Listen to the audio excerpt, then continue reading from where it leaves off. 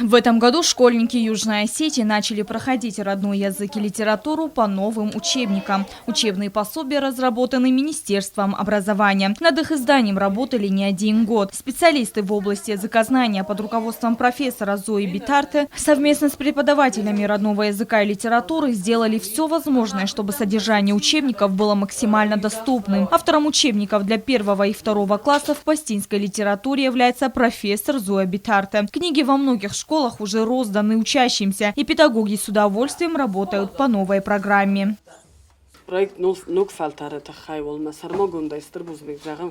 Прежде всего, хочу поблагодарить профессора Зою Битарте за проект «Нокфалтар». Если бы не она, то сегодня этих учебников не было бы, не только этих, но и многих других учебников. Для нас это большой шаг вперед. Книги очень интересные и красивые.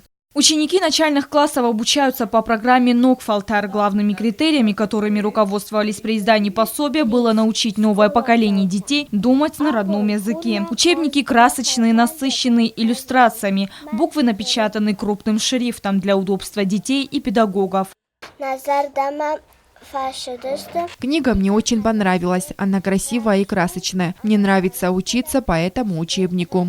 Арина Цгоева, преподаватель в Государственном лицее искусств. По ее мнению, намного легче изучать осетинский язык по этим книгам. С предыдущими учебниками у детей возникали проблемы, поскольку программа не соответствовала требованиям и запросам современных детей.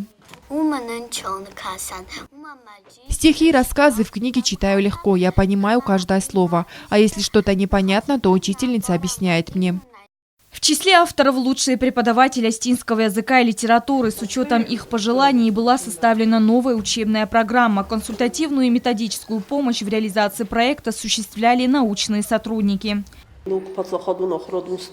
Идея издать новые учебники по осетинскому языку и литературе у нас возникла 3 года назад. Когда появились новые учебные стандарты, пришлось менять программу. Книги, которыми пользовались учащиеся, не соответствовали современным стандартам.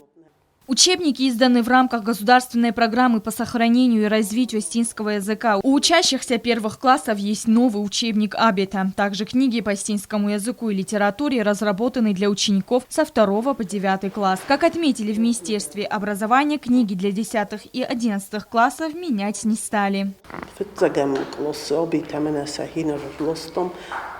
Учебники для 1 и 2 классов подготовила сама Зоя Битарте. Педагоги родного языка образовательных учреждений сказали, что по языку для 2 и 3 классов книги менять не стоит. Учебники до 9 класса по родному языку все новые. В Министерстве образования добавили, что к концу недели книги будут распределены по всем школам республики. Стелла Бязарова, Замат Кудзев, Фатима Кумаритова. Информационный выпуск сегодня.